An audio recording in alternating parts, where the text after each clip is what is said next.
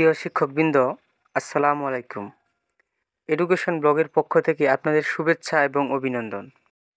আপনারা ইতিমধ্যে জানেন, প্রধানমন্ত্রী শিক্ষা সহায়তা ট্রাস্টের নির্দেশনা অনুযায়ী 2023 সালের ষষ্ঠ থেকে দশম শ্রেণী উপবৃত্তিধারী সকল শিক্ষার্থীদের ব্যাংক অ্যাকাউন্ট তথ্য আপডেট করতে হবে।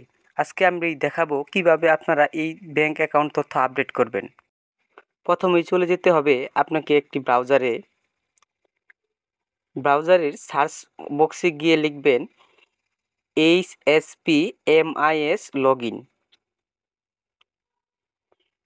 এসএসপির প্রথম যে ওয়েবসাইটটি দেখতে পাচ্ছেন এটিতে ক্লিক করবেন। ক্লিক করার পর প্রতিষ্ঠানের নিজস্ব পাসওয়ার্ড এবং ইন নাম্বার দিয়ে তারপর ক্যাপচা দিবেন।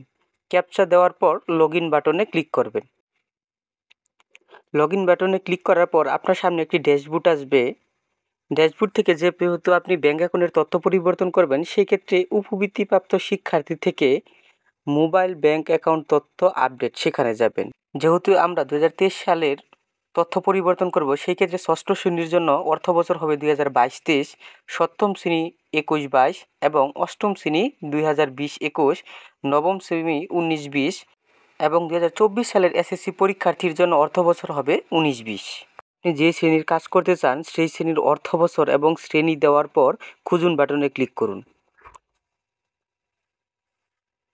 খুঁজুন বাটনে ক্লিক করার পর আপনার সামনে সেই শ্রেণীর শিক্ষার্থীর তালিকা দেখাবে। আপনি যেই শিক্ষার্থীর তালিকা আপডেট করতে চান সেই শিক্ষার্থীর ডান পাশে একটি এডিট অপশন আছে, সেই এডিট অপশনে ক্লিক করুন। এডিট অপশনে ক্লিক করার পর আপনার সামনে একটি শিক্ষার্থীর ব্যক্তিগত তথ্য ড্যাশবোর্ড ওপেন হবে। সেখান থেকে আপনার শুধুমাত্র কাজ হবে অভিভাবকের তথ্য পরিবর্তন করা। তাই প্রথমেই আমরা শিক্ষার্থীর জন্ম সনদ যাচাই করে নিব। এরপর চলে যাব অভিভাবকের তথ্য। অভিভাবকের তথ্যের মধ্যে যেই ব্যক্তির নামে নগদ অ্যাকাউন্ট থাকবে সেই ব্যক্তির এনআইডি কার্ডের নাম্বার এবং জন্ম তারিখ দিয়ে জাতীয় পরিচয়পত্র যাচাই অপশনে ক্লিক করব। এখানে একটা বিষয় স্যারেরা জেনে রাখেন, অভিভাবক যে কেউ হতে পারবে। এখানে দাদা, নানা, চাচা যেই হোক না কেন, তার এনআইডি কার্ডের তথ্য অবশ্যই অভিভাবকের তথ্যের মধ্যে দিতে হবে, তাহলেই সেই শিক্ষার্থী উপবৃত্তির টাকা পাবে। তবে একটি এনআইডি কার্ড দ্বারা শুধুমাত্র একজন শিক্ষার্থী উপবৃত্তি পাবে। অভিভাবকের তথ্য দেওয়ার পর আমরা জাতীয় পরিচয়পত্রে যাচাই অপশনে ক্লিক করব। ক্লিক করার পর আমাদের সামনে একটি বার্তা প্রদর্শিত হবে যে এনআইডি কার্ডের সকল তথ্য সঠিক। তখন আমরা ওকে বাটনে ক্লিক করব। ক্লিক করার পর চলে যাব পেমেন্টের তথ্য। এখানে শুধু আমাদের কাজ থাকবে মোবাইল ব্যাংকিং সেবা প্রদানকারী থেকে আমরা নগদ সিলেক্ট করব। সিলেক্ট করার পর রাউটিং নাম্বারটি অটোমেটিক বা স্বয়ংক্রিয়ভাবে পরিবর্তন হয়ে যাবে। পেমেন্টের তথ্য পরিবর্তন করার সময় আমরা যে বিষয়টি অবশ্যই খেয়াল রাখব সেটি হচ্ছে হিসাবদারির নাম। হিসাবদারির নাম হবে অভিভাবকের ইংরেজি যে নামটি আছে হুবহু সেইভাবেই আমাদের হিসাবদারির নামটি পরিবর্তন করতে হবে। সেই ক্ষেত্রে আমরা অভিভাবকের তথ্য থেকে নামটি কপি করে এনে হিসাবদারির নামের মধ্যে পেস্ট করে দিব। এরপর অভিভাবকের এনআইডি কার্ড দ্বারা উত্তোলিত সিম কার্ডের নগদ নাম্বারটি আমরা হিসাব নংয়ের মধ্যে দিয়ে দিব। দিয়ে দেওয়ার পর হিসাব নাম্বার যাচাই অপশনে ক্লিক করব। যদি অভিভাবকের এনআইডি কার্ড দ্বারা সঠিকভাবে নগদ অ্যাপের কেওয়াইসি অপশন ব্যবহার করে খোলা হয়, তাহলে একটি সবুজ ডায়লগ বক্স ওপেন হবে যেখানে লেখা থাকবে সফল হয়েছে এবং এই মোবাইল নম্বর অ্যাকাউন্টটি খুঁজে পাওয়া গেছে এবং এনআইডি কার্ডের সাথে মিল আছে, এরকম একটি বার্তা প্রদর্শিত হবে। সবশেষে আমরা সংরক্ষণ বাটনে ক্লিক করব। ক্লিক করার পর সফল হয়েছে এই মর্মে একটি বার্তা প্রদর্শিত হবে।